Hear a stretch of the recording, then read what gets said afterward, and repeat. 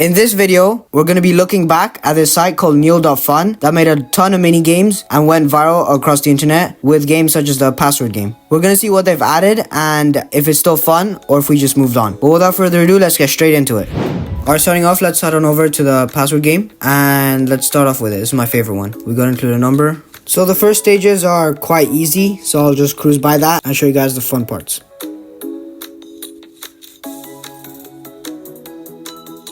Alright, so it looks like we gotta solve the Wordle here, so I'll quickly go ahead and do that. Okay, so we don't talk about what I just did there, but moving on.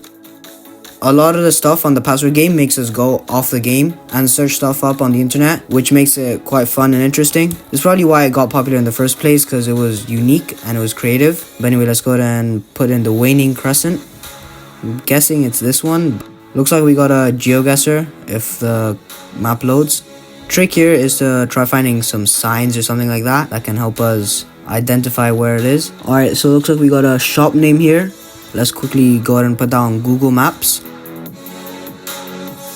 Okay, so by the looks of it, it is in Hungary. I'll go ahead and put that in. Alright, I was right.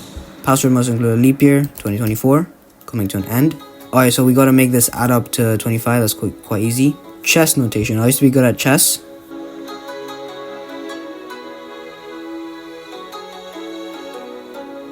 Let's try bishop to b5. There we go. Okay, now we gotta make sure I add up to 25 again. So overall, this game is quite creative. This is probably what made it so popular, and I don't see why people moved on. Alright, moving on. Okay, so moving on, we got InfiniteCraft, and this game is a bit like Little Alchemy 2, which is quite old. So basically uses AI to be able to make anything in the entire world by combining a bunch of elements together. You start with just these four and it slowly grows on and you can make a bunch of other stuff like this, for example. It's really creative and there's a lot to do, which probably made it popular. We can see already we have 10 items in like 5 seconds. So I'm just going to go ahead and experiment and see if I can make anything.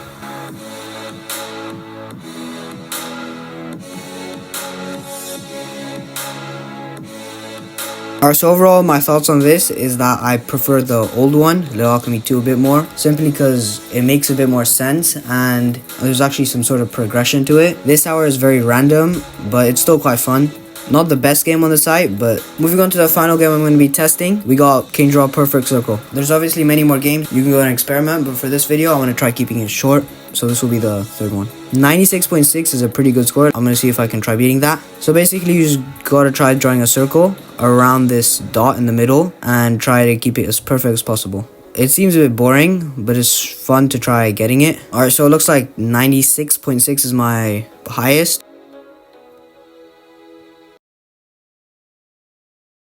I'm going to search up what the average score is.